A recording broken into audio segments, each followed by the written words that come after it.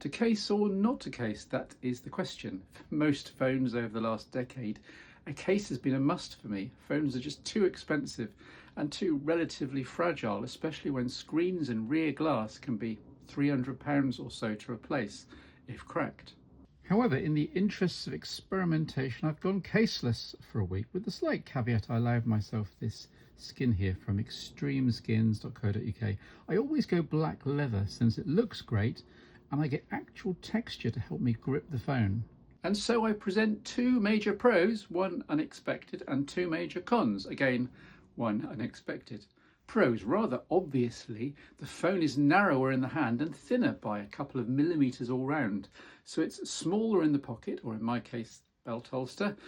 I get to mostly use and feel the phone the way the manufacturer intended, in my case, premium stainless steel here from Apple in 2022.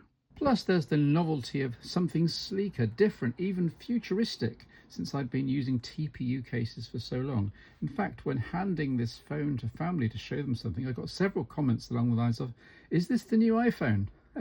Now, two cons, again the obvious one, even though I was okay with the risk since this phone is 3 years old. If dropped onto hard ground, there's now a decent risk of the screen cracking. With my rear skin, perhaps the back glass will be okay, but the front would be awfully vulnerable. Secondly, here's an interesting phenomenon.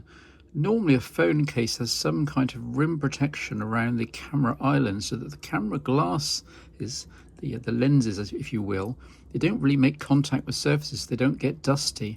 Here, after a week with no case, look how dirty and dusty those camera glass and stroke lenses are. So I have to wipe them and be extra careful before taking any photo. Novelty over, I was also starting to miss the sheer gripability of a quality TPU case, the way I could grip it from any angle and basically throw the phone around at home or in the car with complete impunity.